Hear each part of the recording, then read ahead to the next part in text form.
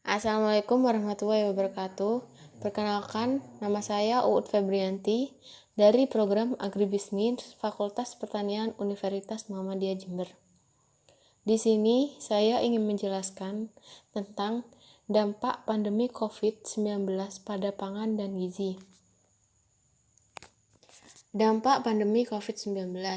Dalam masa pandemi ini, pemerintah telah memberlakukan kebijakan PSBB di beberapa daerah. Masyarakat juga diminta untuk mengurangi kontak fisik dan melakukan pekerjaan dari rumah. Hal ini dapat berpengaruh pada produksi, distribusi, dan juga konsumsi pangan. Selain itu, selama pandemi COVID-19 juga memberikan dampak besar pada sektor ekonomi. Kebijakan PSBB telah menurunkan secara drastis aktivitas dan pergerakan orang di Jabodetabek dan kota-kota besar. Selama pandemi, diperkirakan terjadi penambahan angka malnutrisi akut pada anak di seluruh dunia sebanyak 10 juta anak. The United National World Food Program (WFP) memperkirakan terjadi peningkatan angka malnutrisi sebanyak 20%. Virus sangat mengancam nyawa anak dengan gizi buruk karena imunitas tubuh yang rendah. Aktivitas ekonomi. Pertumbuhan ekonomi Indonesia pada 2020 semula diperkirakan sebesar 5,3%. Namun, angka ini terkoreksi sebagai dampak pandemi corona. Dan sebagian kalangan memprediksi pertumbuhan di bawah 2%. Secara sosial ekonomi, dampak global akibat pandemi ini akan membuat 25 juta pekerja di PHK atau dipotong upahnya.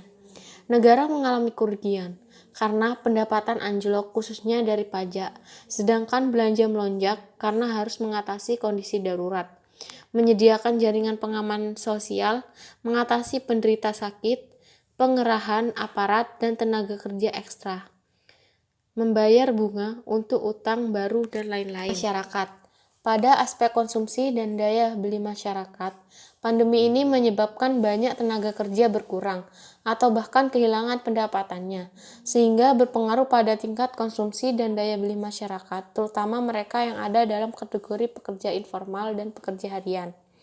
Selama itu, kemiskinan di Indonesia semakin meningkat. Menurut studi yang dilakukan oleh Suryadi et al. 2020 yang memprediksi tingkat kemiskinan rata-rata Indonesia akan meningkat di akhir tahun 2020, sehingga peningkatan tersebut akan menyebabkan sekitar 8 juta penduduk akan mengalami kemiskinan akibat wabah ini.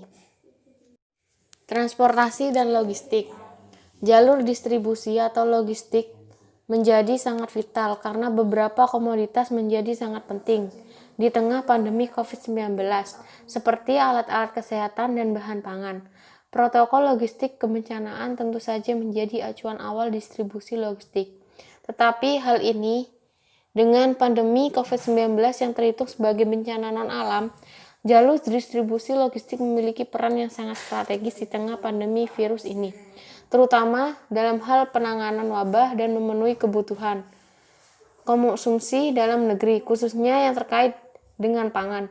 Masuknya komoditas pangan melalui jalur darat, udara, dan laut menjadi titik-titik yang perlu menjadi perhatian sebelum distribusi komoditas tersebut tersebar ke seluruh wilayah Indonesia. Dari segi kesehatan, akibat pandemi COVID-19 ini, di Indonesia memiliki 7 juta anak yang mengalami stunting.